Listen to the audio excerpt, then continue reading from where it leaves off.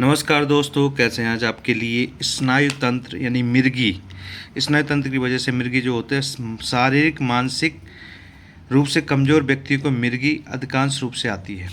अत्यधिक शराब पीना, अत्यधिक शारीरिक श्रम, सिर में चोट लगने से यह बीमारी हो सकती है। इस रोग में अचानक से दौरा पड़ता है और रोगी गिर पड़ता है। हाथ और गर्दन में अकड़ जाती है, पलकें एक जगह रुक जाती हैं, रोगी हाथ पैर पटकता है, जीभ अकड़ जाने से बोली नहीं निकलती, मुंह से पीला झाग निकलने लगता है, दांत किटकिटाना, शरीर में कपकपी होना सामान्य रूप से देखा जाता है। आपने अपने चारों तरफ जहाँ रह रहे हैं कहीं न कभी न कभी अपने जीवन में तो देखा होगा। चारों तरफ तो या तो काला अंधेरा दिखाई देने लगता है या सब कुछ चीज़ें सफ़ेद होने जाती हैं।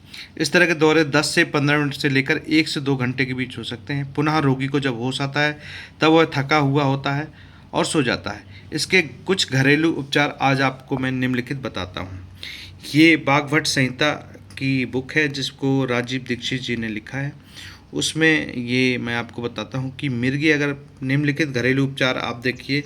पहला, यह दौरा पड़ने पर रोगी को दाईं करवट लिटाएं ताकि उसके मुंह से सभी झाग आसानी से निकल जाएं। दौरा पड़ने से रोगी को कुछ भी ना खिलाएं, बल्कि दौरे के समय अमोनियम या चूने की गंध सुंघानी चाहिए। इससे उसकी बेहोशी दूर हो सकती है। चूना तो हर जगह उपलब्ध रहता है, दाईं करवट और चूना, ठीक है। दूसरी, आप अब आयुर्वेद में आते हैं तो ब्राह्मी जो बटी आती है, बूटी आती है, उसका रस लेकर 1 चम्मच प्रतिदिन सुबह शाम पिलाने से आधा रहने पर हल्का सा सेंधा नमक मिलाकर 2-3 बार पिलाएं। 20 ग्राम शंखपुष्पी का रस 2 ग्राम कुर्जा चूर्ण शहद के साथ मिलाकर चाटें। अब आइए जो आपको हर जगह उपलब्ध है, नीम की कोमल पत्तियाँ, अजवाइन, काला नमक, इन सबको पीसकर पानी में पेस्ट बनाकर सेवन करें। शरीफा के पत्तों का रस की कुछ बूंदें रोगी के नाक में डालने से जल्द होश आता है।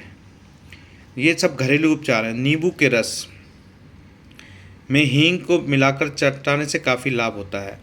औक की जड़ का पाउडर, औक यानी जानते हो ना, धतूरा जो होता है, औक की जड़ का पाउडर बकरी के दूध में घोलकर रोगी को सुंघाएं। 8वां है, तुलसी के पत्ते 4 से 5 कुचलकर उसमें कपूर मिलाकर रोगी को सुंघाइए, लाभप्रद होगा। प्याज का रस पानी में घोलकर पिलाने से काफ़ी आराम मिलता है। मेहंदी के पत्तों का रस दूध में मिलाकर पिलाने से भी काफ़ी लाभ होता है। तो ये कुछ घरेलू उपचार हैं जो आप कर सकते हैं और इनको आप अपने दिनचर्या में आप सम्मिलित करिए। इससे क्या होगा कि आप अगर कभी कोई ऐसी परिस्थिति आती है तो उसको आप ठीक करने में सहायक हो पाएंगे। नमस्कार।